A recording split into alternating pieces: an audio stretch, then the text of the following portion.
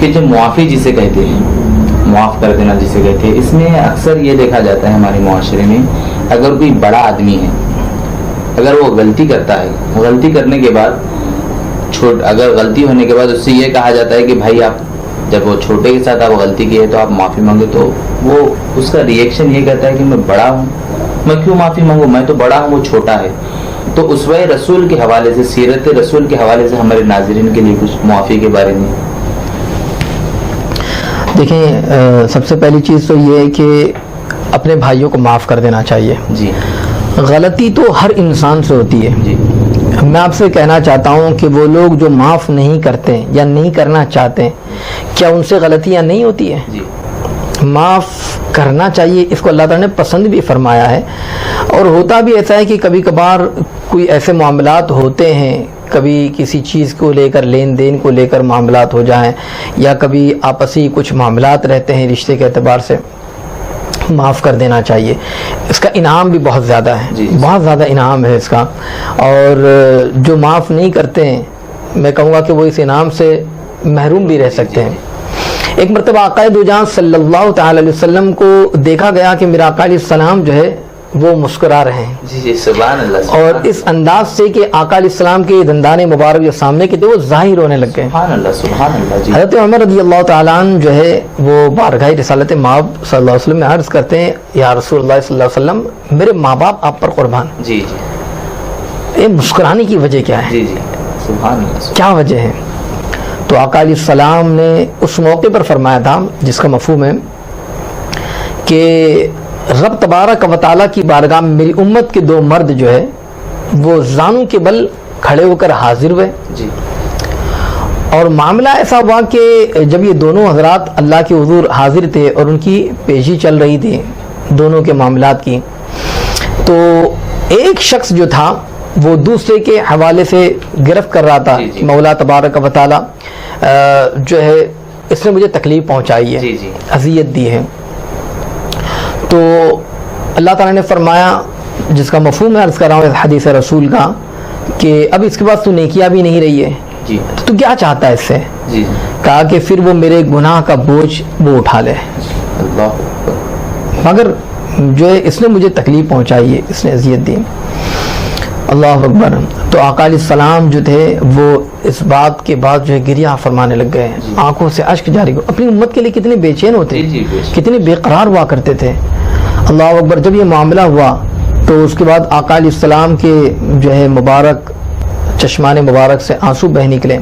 پھر اس کے بعد یہ معاملہ ہوتا رہا، اللہ تبارک و تعالیٰ نے اس بندے سے فرمایا کہ تو اپنی نگاہ اٹھا کر تو دیکھ، نظر تو اٹھا۔ جیسے اس بندے نے جو مدعی تھا اس نے نگاہ اٹھائی، نظر اٹھائی، تو دیکھا کہ سامنے جو ہے سونے کے محل ہے، بلکہ وہ محل کا ایک شہر ہے۔ جی، جی، سبحان اللہ، سبحان اللہ، اللہ اکبر۔ وہ دیکھتے جا رہا ہے، اور جو ہے گھر جو ہے محل سونے کے بنے ہوئے، موتیوں سے جڑے ہوئے ہیں۔ وہ دیکھ کر حیران ہو گیا۔ کبھی کبھار ایسا ہوتا ہے نا کہ ہم لوگ کوئی اچھا گھر دیکھتے تو ایک دم بالکل اس کی طرف مائل ہو جاتے ہیں، جی، جی، تو یہ تو دنیاوی گھر ہے، یہ تو مٹی گارے کا بنا ہوا، اب وہ محل جو سونے کا بنا ہوا ہو، موتی سے جڑا ہوا ہو، سبحان اللہ۔ وہ دیکھ کر حیران ہو گیا وہ بندہ، تو کہنے لگا کہ مولا تبارک و تعالیٰ یہ محل کس کے ہیں؟ جی، کیا کسی نبی کے ہیں، صدیق کے ہیں، شہید کے ہیں؟ تو مولا کی جانب سے ندا آتی ہے، جو اس کی قیمت ادا کرے یہ اس کے ہیں۔ جی، جی، سبحان اللہ، سبحان اللہ، تو پھر وہ کہنے لگا کہ ارے اس کی قیمت کون ادا کر سکتا ہے؟ جی، جی، یہ اتنے بھاری بھرکم، میں بلکہ پورا شہر آباد ہے، کوئی اس کی قیمت کیسے دے سکتا ہے؟ تو مولا کی جانب سے ندا آتی ہے کہ تم ہی تو دے سکتے ہو۔ جی، جی، کہا کہ کیسے دے سکتے ہیں؟ تو اس موقع پر جو ہے فرمایا گیا کہ تو اپنے بھائی کو معاف کر دے، اللہ، اس کی قیمت ادا ہو جائے گی۔ سبحان اللہ، تو اب جو ہے آقا علیہ السلام فرماتے ہیں کہ وہ وقت ایسا وقت ہوگا، قیامت کا جو معاملہ ہوگا، کہ وہ دن بڑا سخت ہوگا، لوگ اس کے محتاج ہوں گے کہ میں اپنے گناہ کا بوجھ کسی اور پر ڈال دوں، مجھے کہیں سے نیکیاں مل جائے، میرے گناہ کہیں سے جو ہے یہ کسی اور پر میں ڈال دوں۔ ایسے معاملات اور ایسے حالات ہوں گے، اور ایسے حالات کے اندر جب یہ کیفیت دیکھ رہا ہے کہ یہ جو موتیوں کے اور سونے کے جو محلات ہیں موتیوں سے جڑے ہوئے ہیں، کہا کہ اس کی قیمت کیا ہے؟ کہا کہ تو اپنے بھائی کو معاف کر دے، اس کی قیمت ادا ہو جائے گی۔ جب اس شخص نے سنا تو اپنے بھائی کے ہاتھ کو پکڑا اور ہاتھ پکڑ کر کہا کہ مولا تبارک و تعالیٰ میں نے اسے معاف کر دیا۔ مولانا نے فرمایا جا اپنے بھائی کا ہاتھ پکڑ اور اسے ساتھ میں لے کر چلا جا۔ سبحان اللہ، سبحان اللہ۔ پتہ چلا کہ اپنے بھائیوں کو معاف کرنے کی کتنی بڑی فضیلت ہے۔ بے شک بے شک۔ اگر کوئی کسی کو معاف کر دیتا ہے تو اللہ تبارک و تعالیٰ انعام کتنا عطا فرمائے گا۔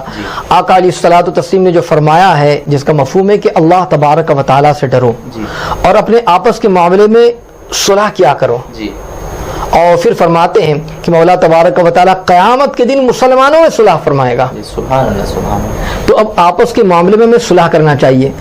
کبھی کبھار ہوتا ہے ایسا ہے کہ کبھی ایسے میں معاملات آتے ہیں کہ کسی نہ کسی وجہ سے کسی کے ساتھ کوئی معاملات ہو جاتے ہیں، پھر اسی کو دل میں بٹھا کر رکھنا، اور کبھی ایسے بھی معاملات ہوتے ہیں کہ باپ سے چپکلیشیں چل رہی تھی، اب وہ اس کی اولادوں کے ساتھ وہ قطع تعلقی والا معاملہ چل رہا ہے تو چل ہی رہا ہے۔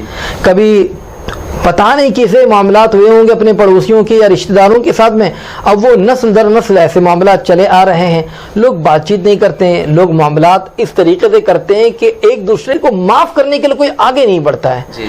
میں یہاں پر اپنے ناظرین سے کہنا چاہوں گا حضور علیہ السلام کی اسوہ سے اس چیز کو بھی آپ لیں، اگر کسی کے ساتھ کوئی معاملہ پیش آ جائیں اللہ کی رضا کی خاطر معاف کر دیں۔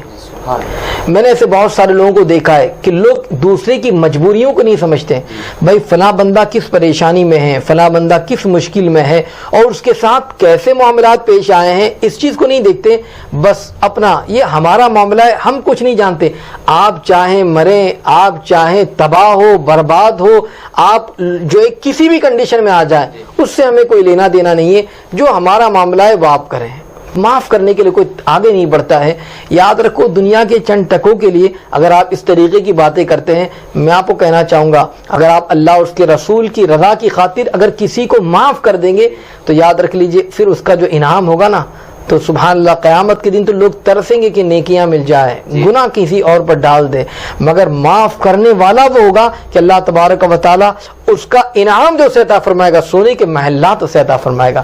اگر چاہتے ہیں آپ بھی کہ سونے کے محلات ملے تو میں کہنا چاہوں گا آپسی ساری رنجشیں چپکلیشیں جو کچھ بھی معاملات ہیں چھوڑ دیں، بھلا دیں، معاف کریں اور اچھی زندگی گزارنے کی کوشش کرتے رہیں۔ اسوہ رسول صلی اللہ علیہ وسلم سے ہمیں بہت اہم چیز پتہ چلتی ہے۔